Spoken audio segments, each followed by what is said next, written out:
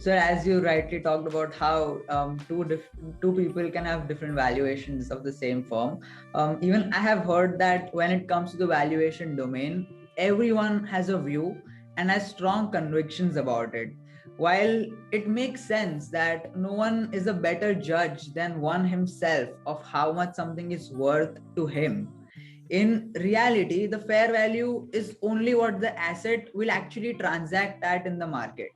In this respect, how much does one's gut feeling and individual understanding matter in arriving at the right valuations? I would say that gut feeling, when you say gut feeling come by experience.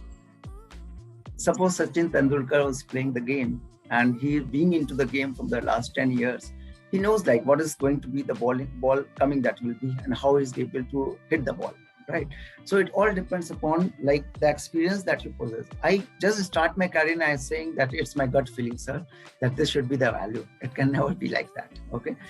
Your gut feeling start taking place when you go on through 800, 900 plus valuations, and then you feel, okay, this is how the industry, how the segment, even at times that you're able to do the valuation in seconds as well in your mind. The reason being because you understand this industry, you understand the multiples, how it works. And the another important thing you asked in your previous question, that what should be the process, how to take forward the process. One thing I would say that like lot of the young guys, they're more attracted towards one valuation methodology, and that is DCF. They think that DCF is the heart of everything, and it is something magical that this will create anything, and whatever numbers I want to create, I can create because of DCF.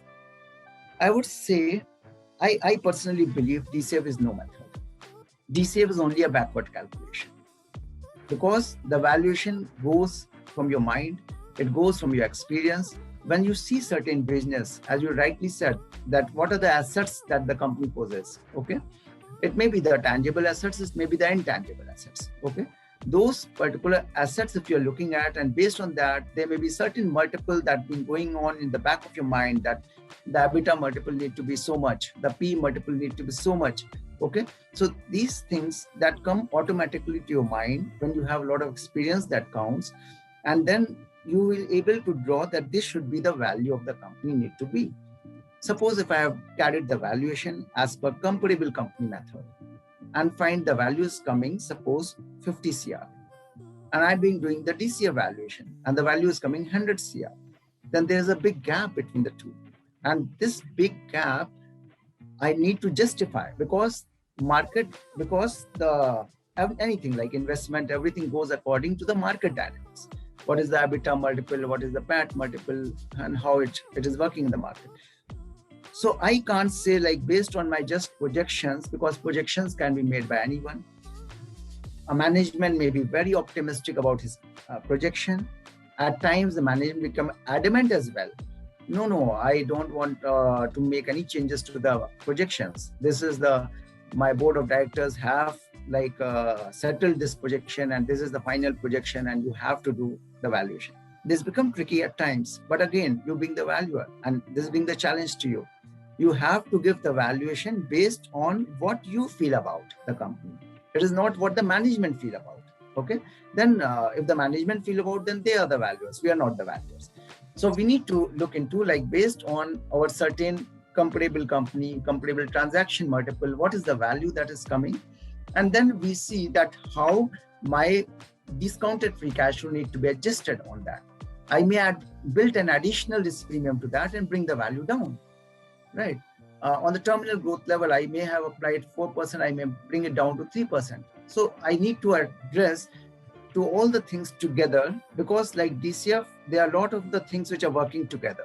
In order to like bring the value, you can play with the working capital, you can look into like terminal growth rate, you can look into cost of equity, risk, additional risk premium. There are certain factors. Because like this being a sensitive model, I would suggest like apply other method, look into industry dynamics, and then you see like what should be the real value as per DCF.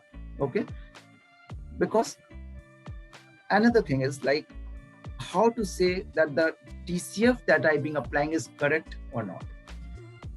So DCF as what I said, that it is basically driven by other methods.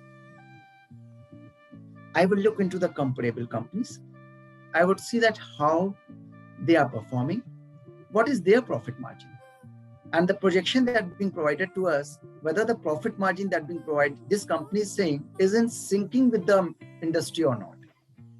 If it is not syncing, if the industry is running at a suppose 6% profit margin and you are saying 14% profit margin, it may be like in the initial phase, 1 year, 2 year, you may be in an exemplary growth phase, and you say that, okay, of course it may be, but down the line, 4 years, 5 years down the line, you cannot beat the industry. You have to be the part of the industry, because if you being so exemplary good, then other competitors will start coming and they will say that, okay, this, so it being a so much huge profit margin game, then I should also start this thing.